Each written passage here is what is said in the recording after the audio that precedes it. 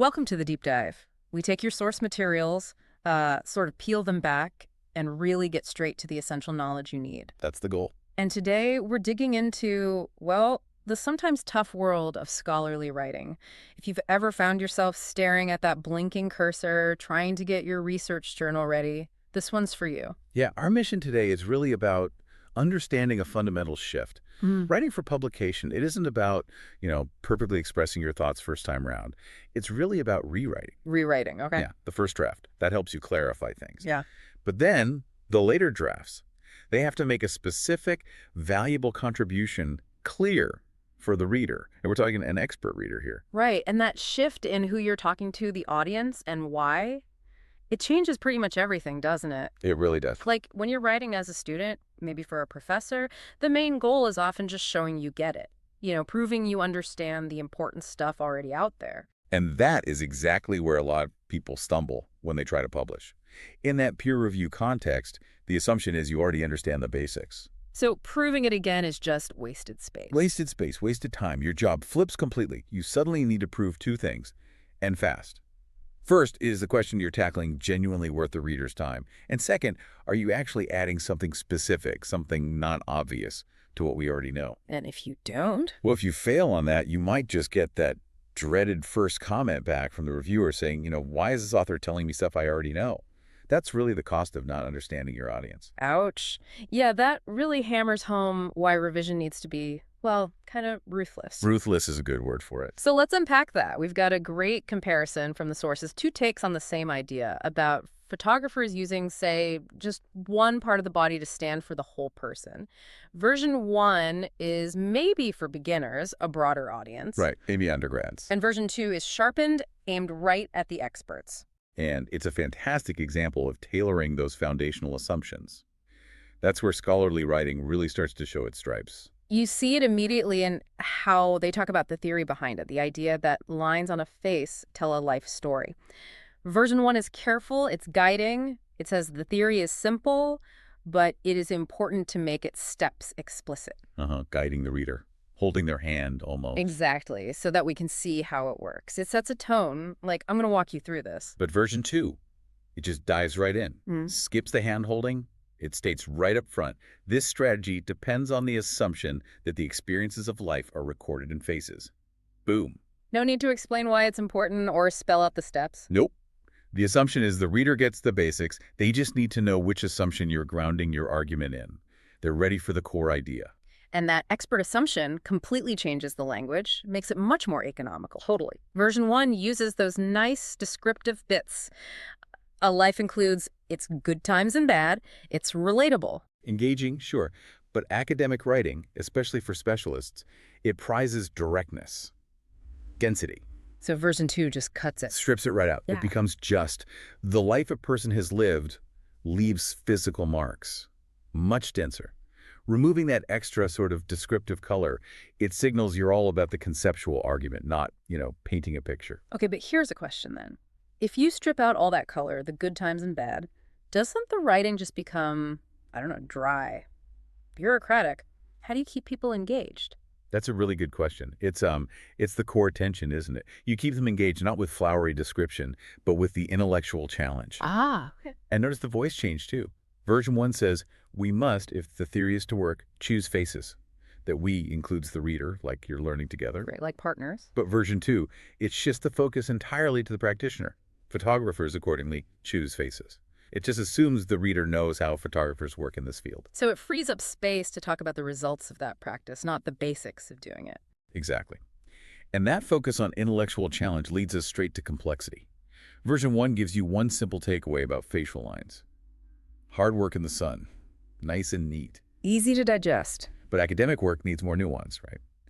Version 2 immediately broadens it out. It says those same lines could mean wisdom produced by hard work and age, or, alternatively, senility and decay. So multiple possibilities. It turns it from an observation into something you have to interpret. Precisely. That need for multiple interpretations, exploring competing ideas, that's what adds the sophistication that scholarly conversation demands. You can't just offer one easy answer. So the whole mindset shifts from like teaching the reader something simple to actually contributing to this bigger ongoing debate. You got it. Every word in that second version has to pull its weight in terms of contribution, not just showing you understood something. That's a really useful frame. Okay, so if scholarly work needs this complexity, this nuance, how on earth do you fit it all into those tight journal article word counts? Which brings us to condensation, ruthless condensation again. Condensation is absolutely key.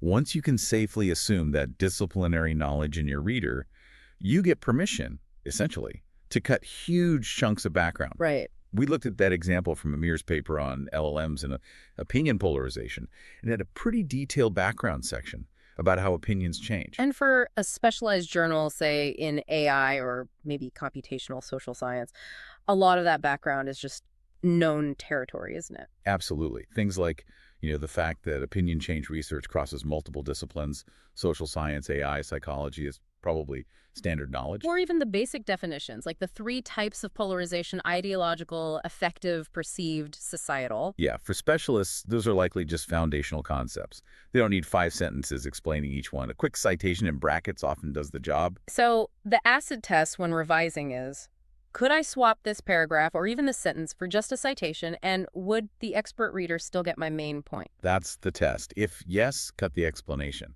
The citation acts like a bookmark, basically. It lets the expert skim past the stuff they already know.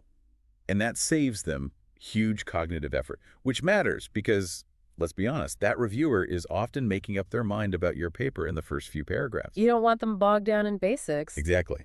Which leads to that neat tactical trick from the sources about changing the sentence subject to get to the point faster.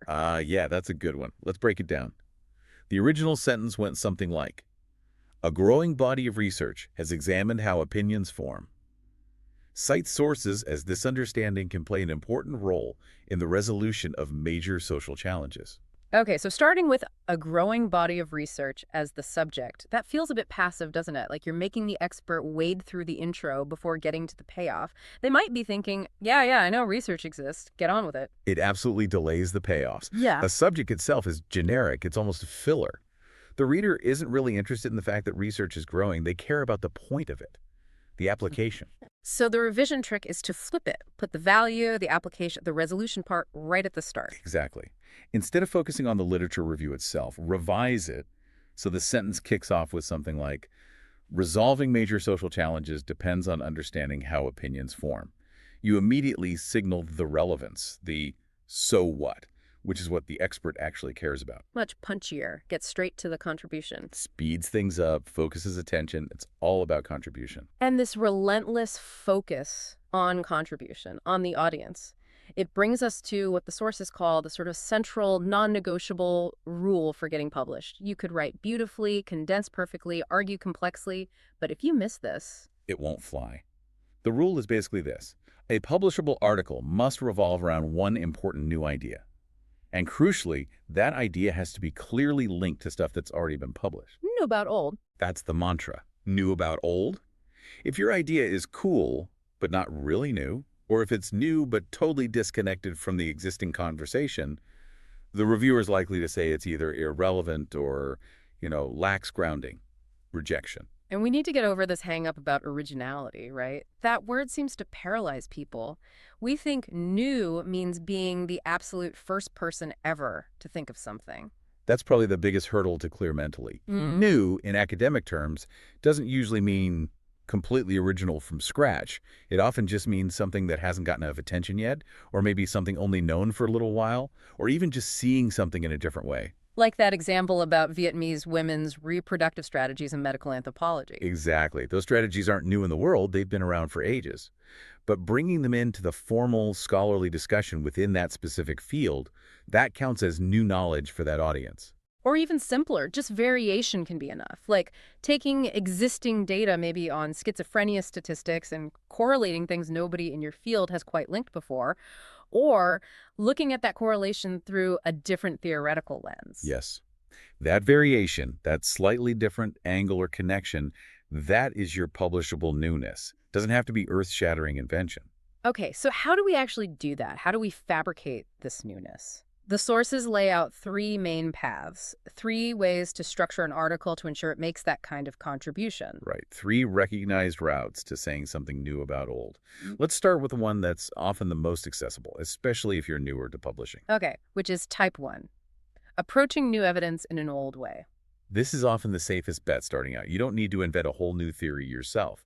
You just bring fresh data, maybe field notes, new government stats, analysis of a recent film, whatever, and you use it to engage with an existing, accepted approach or theory in your field. You're supporting it, or maybe challenging it, or refining it with your new evidence. Exactly.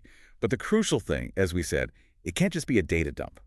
Not just a report saying, here's what I found. Right, you have to connect it back. Show how this new evidence speaks to an ongoing scholarly debate. Perfect example. Yeah. The research on art and poetry in the Zatari refugee camp. Hmm. If you just describe the initiatives where they happen, what the art looks like, that's reporting? Interesting? Maybe, but not scholarship. Okay. But if you take that same data, that new evidence, and use it to theorize about how people use culture to deal with conflict or redefine their identity, well, those are old, established theoretical questions in fields like sociology or history. Ah, so you're using the new camp evidence to say something about the old theory that humans use culture to build identity? Precisely. That's classic type 1 newness. Yeah. Very solid way to contribute. Okay, makes sense. Now, moving up a level in, maybe, theoretical ambition, I like to. type 2, approaching old evidence in a new way. Yeah, this one usually requires a stronger handle on the existing theories in your field because you are the one bringing the new approach. You develop a new method, maybe a new research design, or even a whole new theoretical framework. And then you apply it to evidence that's already out there, data or text that people already know well. Exactly. Old evidence, new lens. The risk here, of course, is getting too abstract.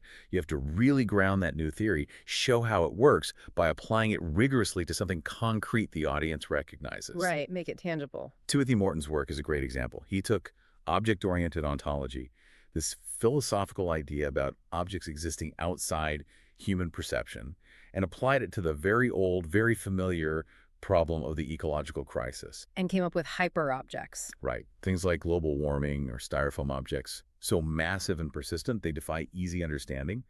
He used a new philosophical tool on old environmental evidence to create a genuinely new way of thinking about it. That's a powerful example. Applying a new lens can really reframe a familiar problem. Or think about literary studies.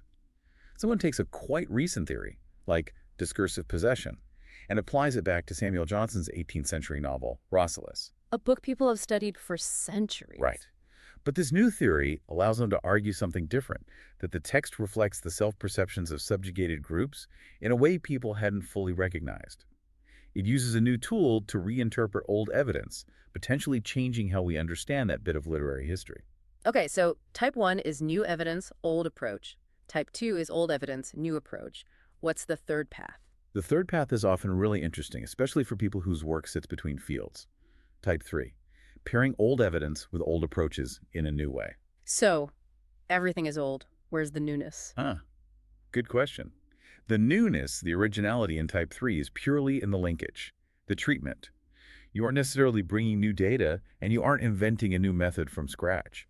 You're taking an existing approach and existing evidence that haven't been connected before and showing how putting them together reveals something new. So it's like migrating an idea or a method from one area where it's familiar into another where it's not typically used. Exactly. It's scholarly migration or bridge building. Think about implicit racial bias. That concept was pretty well established in psychology by the 90s, right? Old news there. Sure. But taking that specific psychological concept and importing it into philosophy to tackle long-standing questions about ethics or responsibility, that act of migration, applying that old psychological tool to old philosophical problems, that's the type 3 contribution. Okay, I see. The connection itself is the innovation. Or bringing, say, sociological methods into literary studies. You take an old method from observational social science, maybe ethnomethodology, and you apply it to analyze a novel. Neither the method nor the novel is new, but the combination creates a new way of reading, a hybrid approach. I liked the FCC policy example, too. You take old historical analysis of FCC regulations from the 60s and 70s. Standard policy analysis. And you connect it directly to the old known evidence of racism and sexism in Hollywood films from that era. Right. You link those two separate established bodies of knowledge, policy history, and film history to argue for a new causal relationship that hadn't been drawn explicitly before. You show how those policies influenced inclusion or lack thereof in films. So the brilliance isn't always invention. Sometimes it's just seeing a connection others missed between existing things. That's often where the real insight lies. That new connection, that new causal story built from old parts, that is a publishable contribution. Okay. So wrapping this up, what's the big takeaway for you, the listener? It seems the journey from just, getting your own thoughts straight to actually getting published is this huge shift, totally driven by audience. It really is. It means moving from just describing things to building dense conceptual arguments, cutting ruthlessly and consciously shaping your work to fit one of these three molds for making a new contribution about something old. You have to sort of fabricate the newness in a way. Fabricate's a good word. You engineer the contribution. And that leads to maybe a final thought, a provocative question for you to chew on as you look at your own work. Now that you know these three types, especially type 3, the connection maker, how can you look at the knowledge you already have? The evidence you're sitting on, maybe from past work, maybe from a totally different field you know. What critical link could you make? What old evidence do you possess that just needs an old approach, but one borrowed from somewhere, unexpected to, suddenly spark that type 3 newness and become a real contribution? What bridge can you build?